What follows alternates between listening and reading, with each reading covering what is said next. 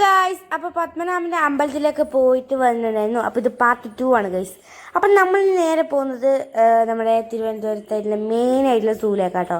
അപ്പോൾ പോകുന്ന വഴിക്ക് ഭയങ്കര ചളിയൊക്കെ ആയതുകൊണ്ട് ഞാൻ ഏതൊക്കെ വഴിക്ക് പോയി അവർ ചളിയിൽ തന്നെ ഒന്ന് തോന്നുന്നു ഗൈസ്.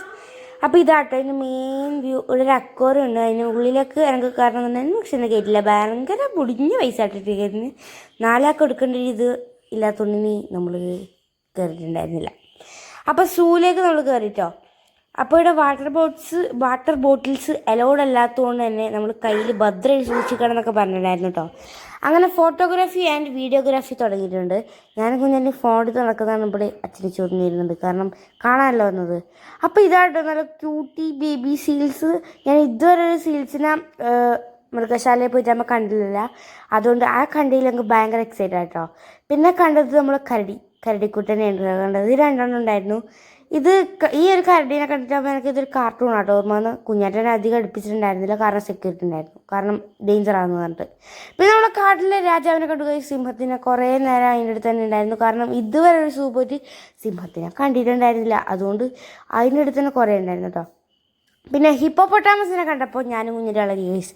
അത് നീയാണ്, അത് ഞാനാണ്, അത് അച്ഛനാണ്, അത് അമ്മയാണ്, മാമിയാണ്, മാമനാണ്, അങ്ങനെ കുറേ. അപ്പോൾ ഇതാണ് ഗൈസ് അല്ല കണ്ണാമൃഗം. കുഞ്ഞാനെ അതിൻ്റെ അടുത്ത് കുറേ നേരം കാത്തിരുന്ന് ഞാൻ ഇന്ന് പാട്ടൊക്കെ വെച്ചിട്ട് ഇരിക്കുകയായിരുന്നു കേട്ടോ. പാട്ടൊന്നും വെച്ചിട്ടുണ്ടായിരുന്നില്ല, ആ ഒരു വൈബിലായിരുന്നു പോയത്. പിന്നെ നമ്മൾ കണ്ടതാണ് ഗൈസ്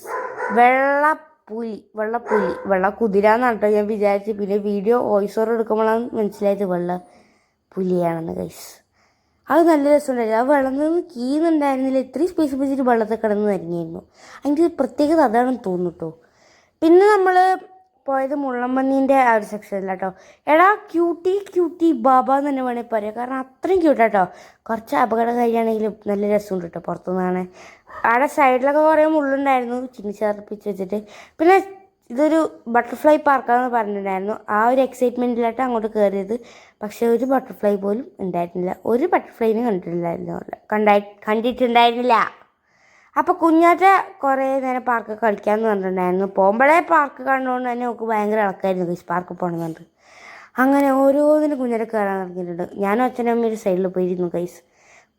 എനിക്കൊരു പട്ടിനെയും ആവശ്യമില്ല എന്ന് പറഞ്ഞൊരു ഭാവത്തിലാണ് കുഞ്ഞാറ്റ പോയിട്ട് ഇരിക്കുന്നത്, കാരണം ആടാൻ പോലും പറ്റത്തില്ല, അതുകൊണ്ടാണ് ആടുന്ന് ഡിസ്കോ കളിക്കുന്നത്. പിന്നെ ഇതിലൊരാൾ സഹായമില്ലാതെ ആവില്ല, കാരണം അങ്ങനെ ഒരു സാധനം കേട്ടോ. കുഞ്ഞാറ്റ അതിൽ നിന്ന് കറങ്ങിയിട്ട് തല ഇറങ്ങി വീഴാനായിരുന്നു, എന്നിട്ടാണ് ഞാൻ നിർത്തി കൊടുത്തട്ടോ. ആ ഒരു എക്സ്പ്രഷൻ നോക്ക്, ഭയങ്കര എക്സ്പ്രഷനായിപ്പോയി ഗൈസ്. പിന്നെയും ഓരോന്ന് വെളിഞ്ഞ് കയറുന്നുണ്ടായിരുന്നു കേട്ടോ കുട്ടിക്കുരിപ്പ്. അതിൽ ഇറക്കാൻ കിടന്ന് കഷ്ടപ്പാടാണ് ആ കാണുന്നത്. കാലെത്തത്തില്ലാത്തതുകൊണ്ട് എങ്ങനെയൊക്കെ ആട്ടോ അറിഞ്ഞത്. പിന്നെ നമ്മൾ പുറത്തിറങ്ങിയപ്പോൾ നല്ല വിഷമം. അപ്പോൾ നമ്മളൊരു പാഷൻ ഫ്രൂട്ട് കുലുക്കിയും കാന്താരി കുലുക്കി അങ്ങനെ എന്തൊക്കെയോ വാങ്ങാനുണ്ടായിരുന്നു കേട്ടോ.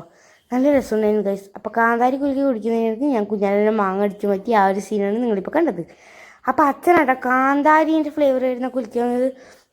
എൻ്റെ പൊന്നോ എന്തൊരു എരിവ്, തൊണ്ട കത്തിപ്പോയി, കാരണം അത്ര എരിവ് കിട്ടോ. അച്ഛൻ കുടിക്കുന്നുണ്ട് ഞെട്ടിപ്പോയി.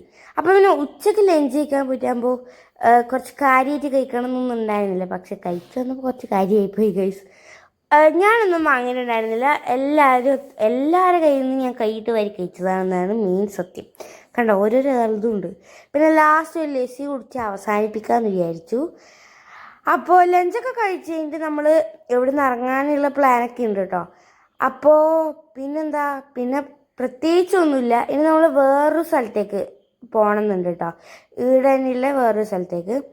അപ്പോൾ അടുത്ത പാർട്ട് വേഗം തന്നെ ഇടാം കേട്ടോ.